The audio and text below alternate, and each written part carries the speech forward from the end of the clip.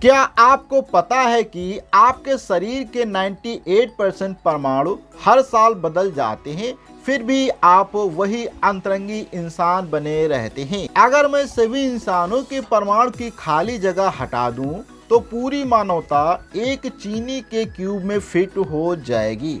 यदि बात की जाए एक पानी की बूंद की, तो इसके अंदर यदि 2 के पीछे 21 जीरो लगा दिए जाएं, तो इतने ऑक्सीजन की परमाणु देखने को मिलते हैं।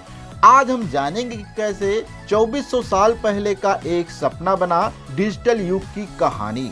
तो कस के बैठिए, क्योंकि ये है परमाणुओं की सबसे धमाकेदार कहानी।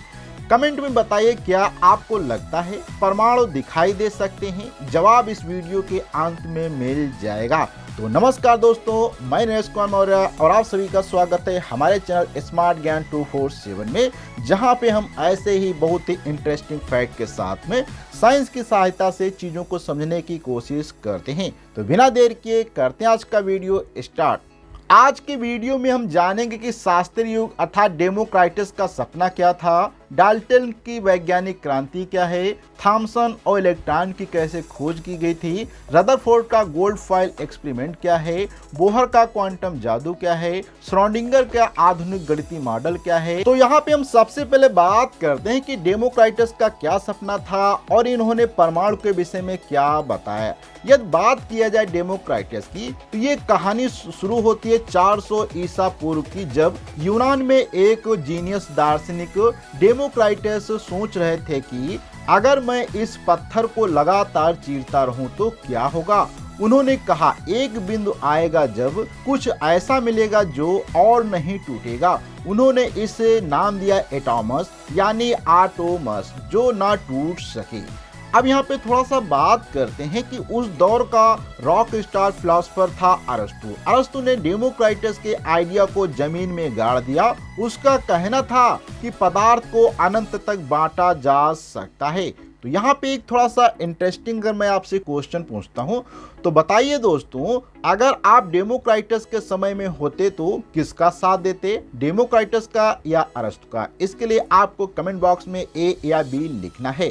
अगर यहाँ पे कुछ मजेदार बात करें तो अरस्तु इतना दमदार था कि डेमोक्राइटस का विचार 200 साल तक दबा रहा। यही है साइंस का पहला बड़ा विलेन।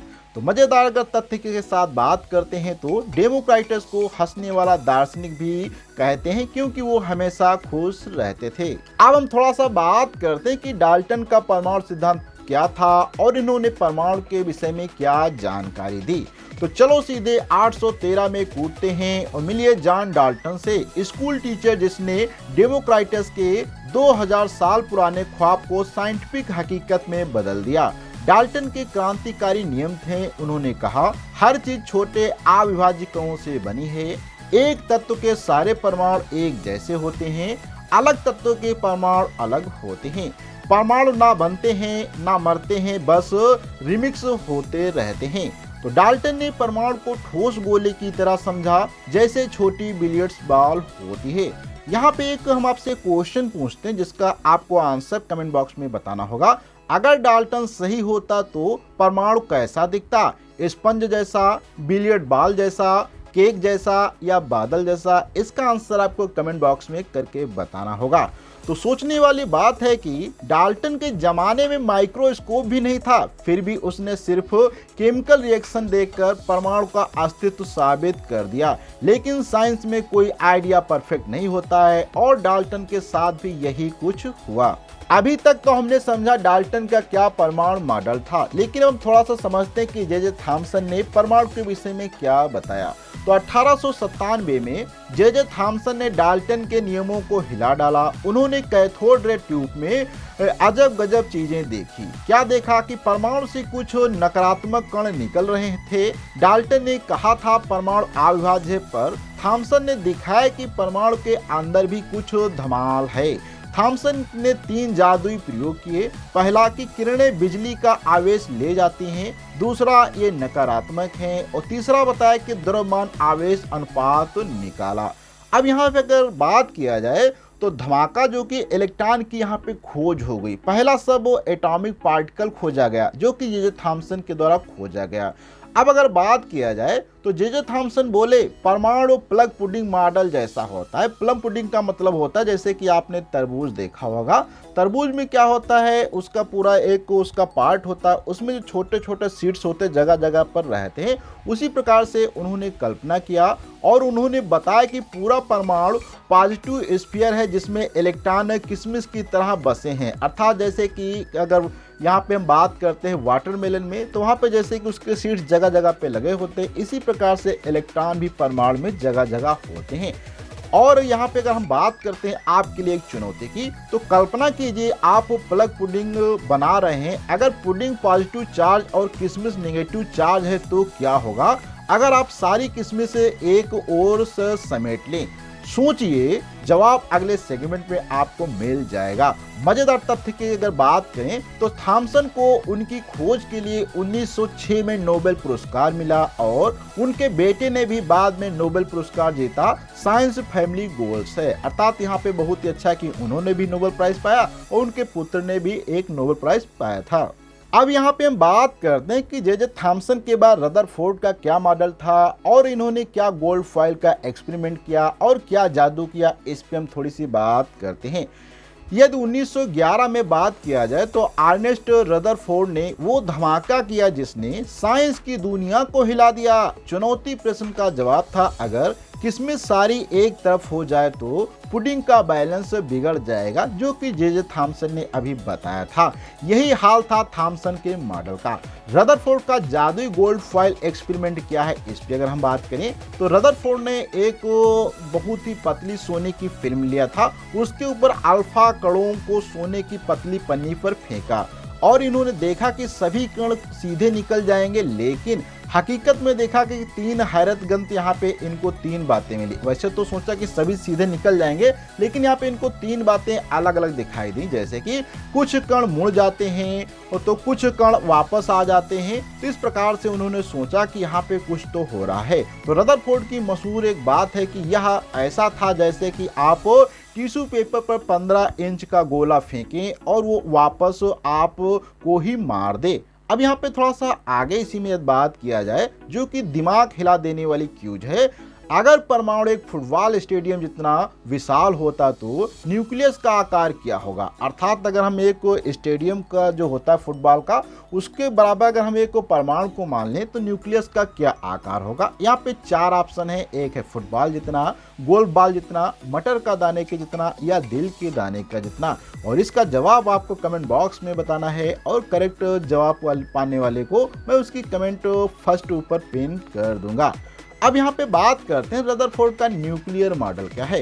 तो बीच में एक छोटा भारी पॉजिटिव न्यूक्लियस है, इलेक्ट्रॉन न्यूक्लियस के चारों ओर चक्कर लगाते रहते हैं और परमाणु का जो है 99.9% जो हिस्सा खाली है। अभी तक तो हमने समझा कि रदरफोर्ड का क्या मॉडल था और जे थॉमसन का क्या मॉडल था, लेकिन यहाँ पे हम थोड़ा सा बात करते हैं नील बोहर ने क्या क्वांटम जादू किया, जो कि आज का जो परमाणु सिद्धांत है बेसिक माना जाता है। तो देखते हैं कि नील्स बोहर ने क्या बताया। अगर बात की जाए नील्स बोहर की तो 1913 में डेनमार्क के नील्स बोहर ने चौंकाते हुए कहा, अरे भाई रदरफोर्ड, आपके मॉडल में तो गड़बड़ है। गड़बड़ी क्या थी, उन्होंने बताया कि क्लासिकल फिजिक्स कहती है कि घूमते इलेक्ट्रॉन को एनर्जी खत्म करनी चाहिए, क्योंकि रदरफोर्ड ने कहा था कि इलेक्ट्रॉन चारों तरफ न्यूक्लियस के चक्कर लगाएंगे, लेकिन क्लासिकल थ्योरी के अकॉर्डिंग अगर इलेक्ट्रॉन चक्कर लगाएंगे तो उनको ऊर्जा तो खत्म करनी चाहिए और न्यूक्लियस में जा गिरना चाहिए, और जब वो ऊर्जा धीरे धीरे खत्म करेंगे तो न्यूक्लियस के अंदर गिर जाने चाहिए, लेकिन यानी सब परमाणु सरासरी हो जाए, लेकिन ऐसा होता नहीं। लेकिन देखा गया कि परमाणु तो बहुत सारे पुराने समय से अभी तक वैसा चल रहा, जो कि रदरफोर्ड ने कहा था वो बिल्कुल भी यहाँ पे बात गलत हो गई। तो फिर बोहर ने क्या जवाब दिया, उन्होंने कहा कि क्वांटम का जादू आप समझिए। इसमें कहा गया कि बोहर के धांसू नियम क्या थे। देखो, कहा इन्होंने कि इलेक्ट्रॉन केवल फिक्स कक्षाओं में ही घूम रहे हैं, अर्थात इलेक्ट्रॉन हर जगह नहीं घूम सकते, कुछ निश्चित कक्षाओं में ही घूम सकते हैं। हर कक्षा की अपनी खास एनर्जी होती है और हर एक कक्षा जो होती है अपनी खास एनर्जी होती है। कक्षा बदलते समय एनर्जी का खेल होता है, और जब एक कक्षा से दूसरी कक्षा में इलेक्ट्रॉन जाते हैं तो वहाँ पे बहुत बड़ा अच्छा एनर्जी का खेल होता रहता है। अब यहाँ पे अगर बात करते हैं दिमाग का जिम्नास्टिक वाला क्वेश्चन, कल्पना करें कि आप सर्कुलर सीढ़ियों पर हों, जहां बस सीढ़ियों पर ही खड़े हो सकते हैं, हवा में नहीं लटक सकते। ऊपर चढ़ने के लिए एनर्जी चाहिए और नीचे आते वक्त एनर्जी छोड़नी पड़ती है। अर्थात इनका क्यूज ये है कि अगर आप मान लो एक लैडर के ऊपर खड़े हैं तो वहां पे आप बीच में तो रुक नहीं सकते हैं, वो सीढ़ी आपको पुराने वाले समय की लेनी है। तो वहां पे आप देखेंगे या तो कहीं ऊपर रह सकते हैं या नीचे रह सकते हैं। ऊपर जाएंगे तो आपको ऊर्जा देनी पड़ेगी, नीचे आएंगे तो आपसे एक एनर्जी निकलेगी। तो इस प्रकार से समझा कि जैसे कि इलेक्ट्रॉन एक फिक्स कक्षा में होते हैं, ऊपर जाएंगे तो ऊर्जा उनको देनी पड़ेगी, नीचे आएंगे तो ऊर्जा वहां से निकलेगी। और बस यही चक्कर है इलेक्ट्रॉन का, समझे कि नहीं। अब यहाँ पे बात करते हैं कि इन्होंने अलग अलग जो कक्षाएं थी उनको नाम, जैसे कि के है, केल है, एल है, एम है, एन, इनको सेल का इन्होंने नाम दिया। के सेल जो कि न्यूक्लियस के सबसे करीबी दोस्त होता है और एम और एन जो है सेल दूर दूर धीरे धीरे जाती रहती हैं। अगर यहाँ पे एक हम दिलचस्प बात करें तो जब इलेक्ट्रॉन एक सेल से दूसरे में छलांग लगाते हैं तो रंग बिरंगी रोशनी निकलती है, यही तो स्पेक्ट्रम लाइंस हैं। दिमाग का अगर हम धक्का बात करें तो अगर इलेक्ट्रॉन एल सेल से के सेल में आ जाए तो क्या होगा? एनर्जी की रचना होगी, एनर्जी फ्री होगी, कुछ नहीं होगा या परमाणु धमाका करेगा? सोचिए और आपको जवाब कमेंट बॉक्स में बताना होगा। अभी तक तो हमने यहाँ पे नील्स बोहर के परमाणु मॉडल और काफी परमाणु मॉडल के विषय में सीख लिया, लेकिन यहाँ पे अब हम बात करते हैं कि श्रोडिंगर का जो मॉडर्न मैथ मॉडल है ये क्या है और ये कैसे परमाणु के विषय में जानकारी देता है।